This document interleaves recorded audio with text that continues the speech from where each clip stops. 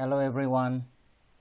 Today we shall discuss three important topics. Those are approaches to human development. The second one is measuring human development, and the third one is international comparisons. So let us start with the discussion on the approaches to human development. Generally, approaches are the ways of dealing a problem. So we have four important ways of looking at the problem of human development. Those are the income approach, the welfare approach, minimum needs approach, and capability approach. And these four approaches are explained clearly in the table number 4.1. Now let us see. So the first approach is known as the income approach. According to this approach, human development is seen as being linked to income. That means there is direct relationship between the level of income and human development. The higher the level of income, the higher is the level of human development, according to this approach. The second approach is known as welfare approach. According to this approach, people are not participants in development, but only passive recipients.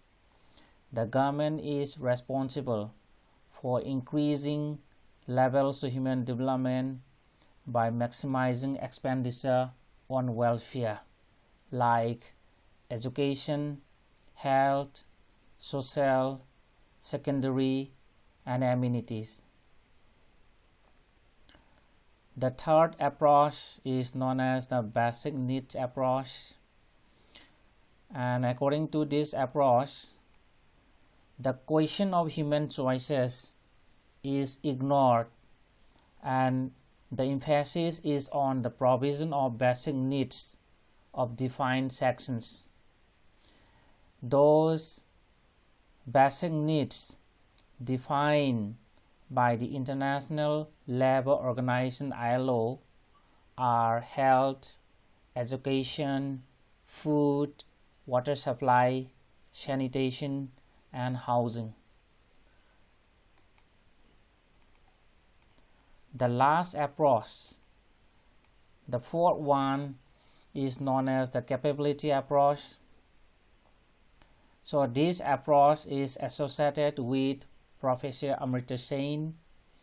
Building human capabilities in the areas of health, education, and access to resources is the key to increasing human development.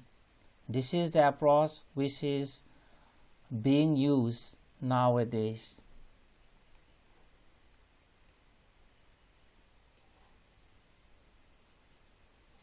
Now let us take up another topic, that is measuring human development.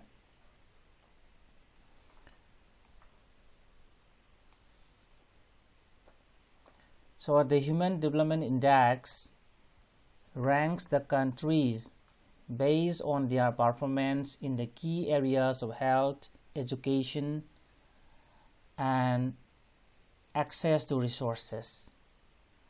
Then what is meant by Human Development Index?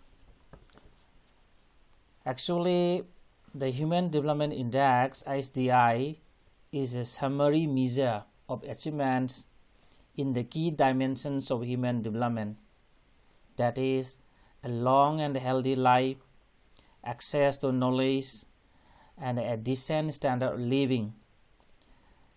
The HDI is the geometric mean of normalized indexes for each of the three dimensions. Those dimensions are given here health, education, and access to resources. These rankings are based on a score between 0 and 1 that a country earns from its record in the key areas of human development given above. Now let us see how the 3 key areas are assessed to find out the Human Development Index. So the indicators chosen to assess health is the life expectancy at birth.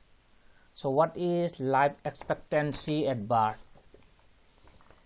So it refers to the number of years a person is expected to live based on the statistical average. So a higher life expectancy means that people have a greater chance of living longer and healthier lives. That means that if the life expectancy is high, that means that people are healthy.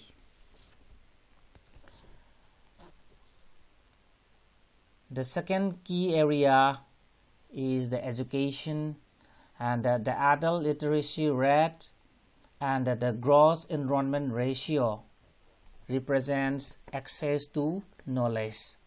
The second key area, access to knowledge. So what do you mean by this adult literacy rate? See, the adult literacy rate as defined by UNESCO is the percentage of the population aged 15 years and over who can both read and write with understanding and a short, simple statement on his or her everyday life. And the gross enrollment ratio. So it refers to the number of students enrolled in a given level of education, regardless of age, expressed as a percentage of the official school-age population corresponding to the same level of education. So we calculate gross enrollment ratio by dividing the number of students enrolled at a given level of education regardless of age by the population of the age group which officially corresponds to the given level of education, and multiply the result by 100. So the number of adults who are able to read and write and the number of children enrolled in the school show how easy or difficult it is to access to knowledge in a particular country. This means that if the number of children enrolled in the school is high, that means that accessibility to knowledge is higher. So the third key area is the purchasing power. Access to resources is measured in terms of purchasing power. Access to resources, this is the third key area, and it is measured in terms of purchasing power in US dollars. Generally, purchasing power is the value of a currency expressed in terms of the amount of goods or services that one unit of money can buy. And so after this, each of these dimensions is given a weightage of 1/3. The Human Development Index is a sum total of weight assigned to all these dimensions. Now let us see this example. See here, the formula can be expressed like this. So the HDI is the geometric mean of the three-dimensional indexes. What are those three-dimensional indexes? Those are health, then education, then income. So these are the three-dimensional indexes, and The HDI is the geometric mean of these three-dimensional indexes. So to find out, to calculate the Human Development Index, first we have to create dimensional indexes, and the dimension indexes is calculated using this formula. Dimension index is equal to actual value minus minimum value divided by maximum value minus minimum value. Actually, maximum and minimum values, which are known as goalposts, are set in order to transform the indicators expressed in different units into indexes between 0 and 1. These goalposts act as a natural zeros and aspirational goals, respectively, from which component indicators are standardized, and they are set in the following values. So these are the goalposts, that is the maximum and the minimum values set by the United Nations Development Program UNDP. So here, dimension index of health, here we use life expectancy as an indicator, and here the minimum value is set as 20 and the maximum value is set as 85. Likewise, for education, the second dimension index, we have these expected years of schooling. The minimum is set as 0, maximum as 18. Then mean years of schooling, minimum 0, then maximum 15. Then the third dimension index, that is standard of living. So this gross national per capita purchasing power parity in 2011.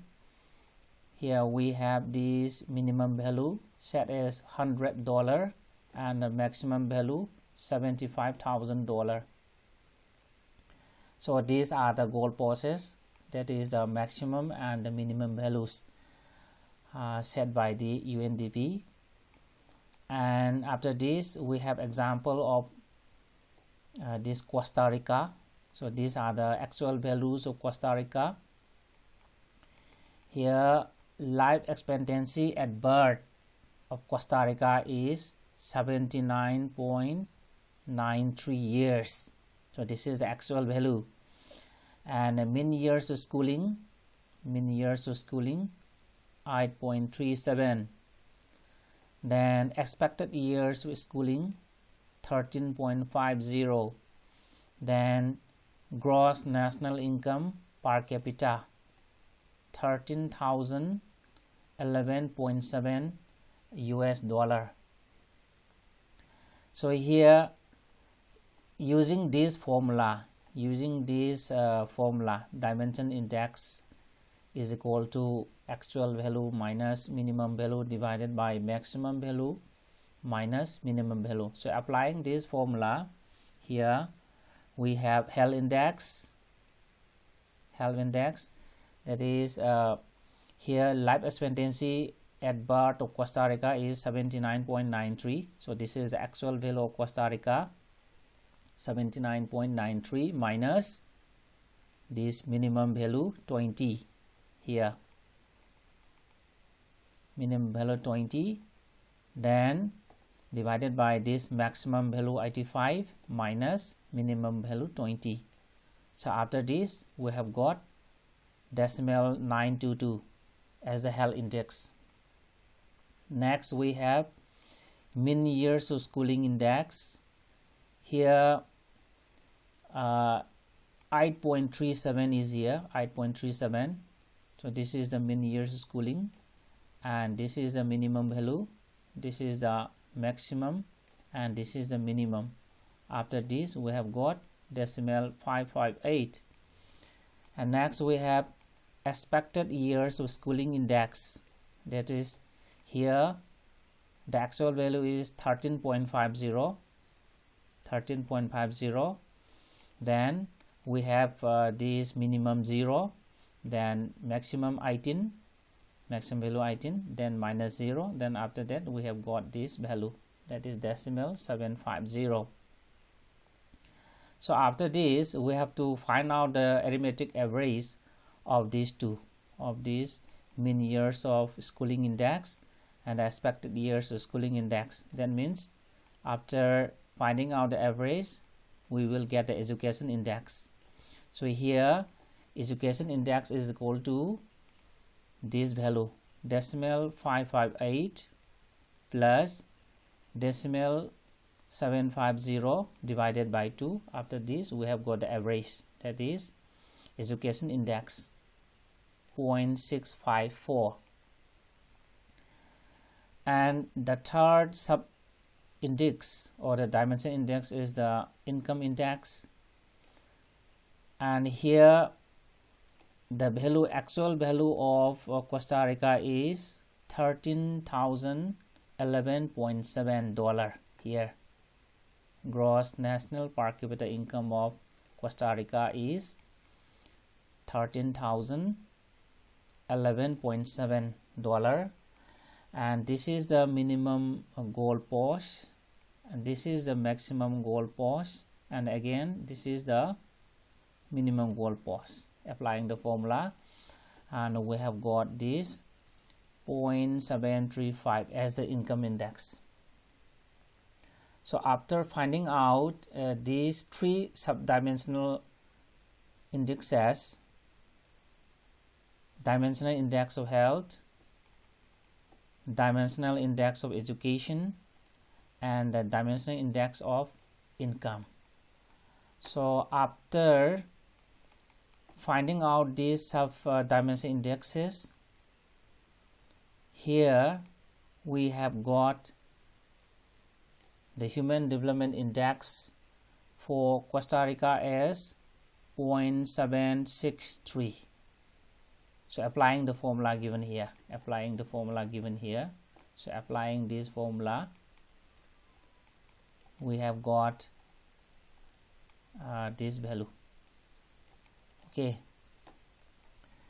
see here simply we can do like this, decimal 922 plus decimal 654 plus decimal 735 divided by 3. After this we will get this value as given here, as mentioned here, as mentioned in our textbook. The Human Development Index is a sum total of weight assigned to all these dimensions. Again, let us read. Each of these dimensions, that is health, education, and access to resources, is given a weightage of 1/3, and the Human Development Index is a sum total of weight assigned to all these dimensions. That is the point mentioned in your book. Alternately, you can apply this geometric mean. Okay, so what is geometric mean is given here. Geometric mean is the n root of the product of n items in a series. Thus, geometric mean of 8, 9, 12, and 16 would be the fourth root of the product of these four figures. Symbolically, it is expressed as Gm is equal to n root of x1, x2, x3, xn, where Gm stands for the geometric mean, n for the number of items, and x for the values of the variable. So in this way, the Human Development Index is calculated using the geometric mean. So next we have another important topic here in the box, gross national happiness. So what is meant by gross national happiness?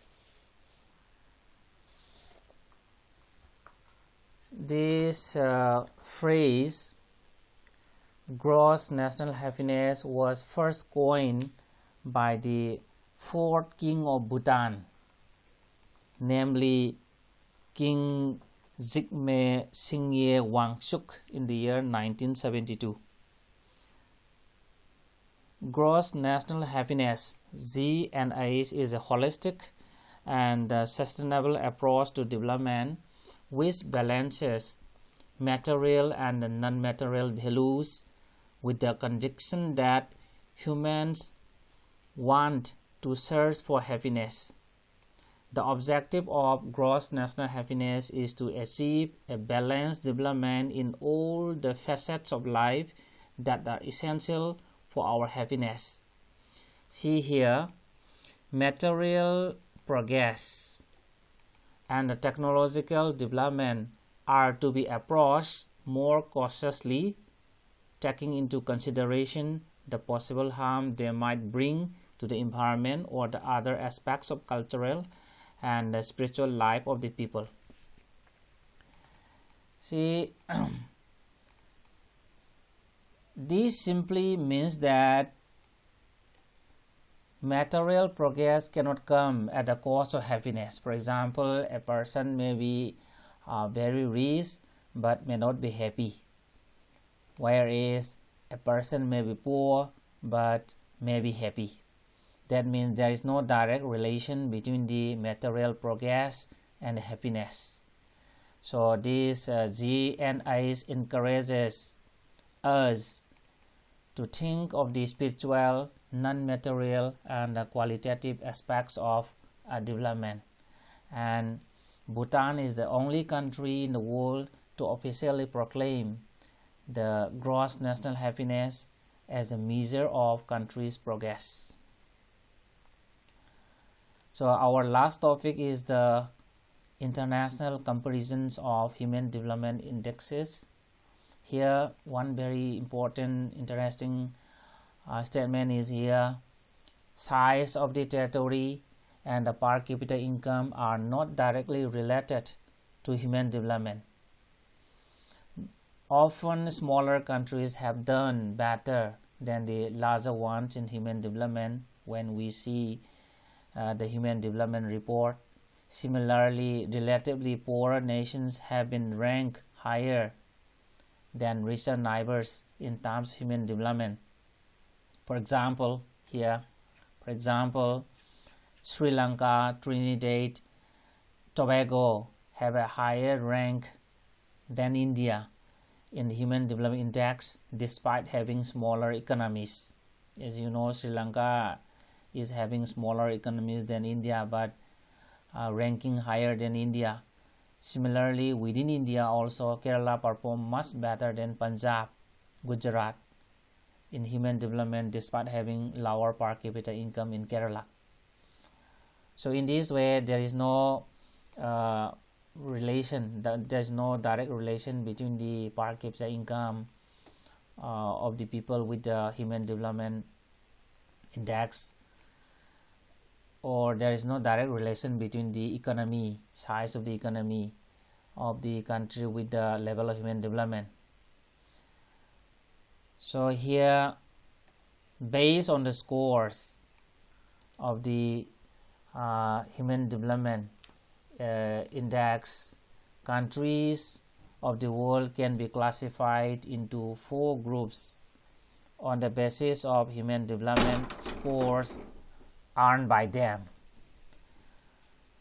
So table number 4.2 categorize the countries of the world into 4 categories: very high, above 8.800 we have 59 countries, high between 0.701 and 0.799 53 countries, then medium between 0.550 and 0.700 39 countries, and low level of human development we have below 0.549 we have 38 countries. So this classification is based on the Human Development Report 2018. Now let us see why some countries are scoring higher level of Human Development Index while the other countries are scoring low Human Development Index. So here the first one, see, the first one, very high level of human development. Here countries with very high Human Development Index are those which have a score of over 0.800.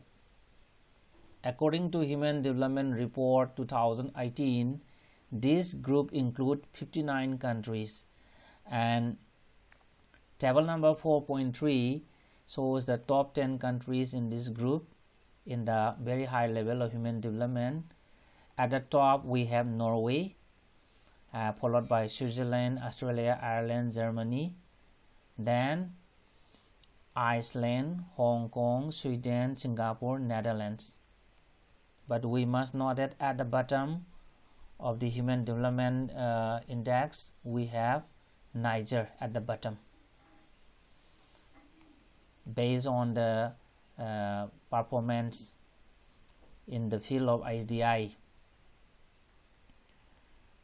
So the next category is the high level of human development group.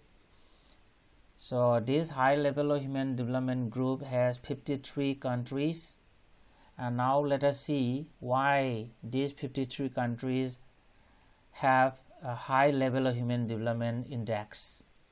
So reasons are here. Countries with higher human development are those where a lot of investment in the social sector has taken place, and altogether a higher investment in the people and a good governance has set this group of countries. Actually, these countries have higher investment in education, higher investment in health and other amenities, social amenities. In addition to this, many of these high level of economic human development countries have been the former imperial powers. Many of these countries having high level of human development have been the former imperial powers.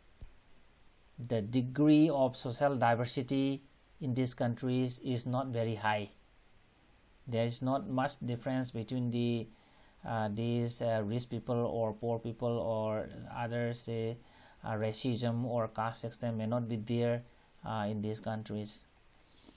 So the next group of countries is the medium level of human development, and here in the medium level of human development group there are 39 countries, and most of these countries, some of these group were former colonies, while many others have emerged after the breakup of the erstwhile Soviet Union. So these are the main reasons for scoring medium levels of human development. In addition to this, most of these countries have much higher social diversity than the countries with higher human development scores. So this is another reason for scoring medium level human development. So in these countries we have more diversity, we have more social diversity. There may be racism, there may be caste system, there may be a wide gap between the rich and the poor people. And next, the last one is the low level of human development.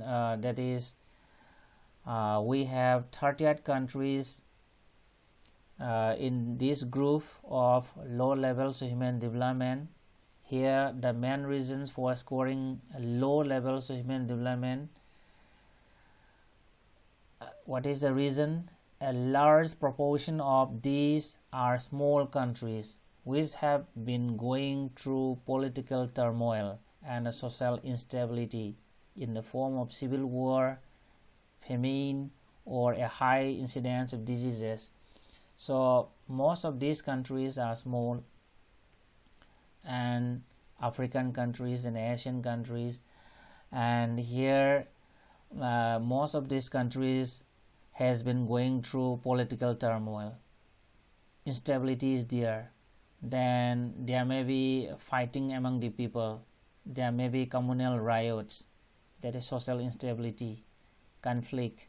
Then there may be civil war, or there may be shortage of food, or high incidence of diseases, epidemic, pandemic. So this may be there in those countries, and that is why these 38 countries are scoring very low levels of human development. This much for today. Thank you for joining my class. Thank you very much.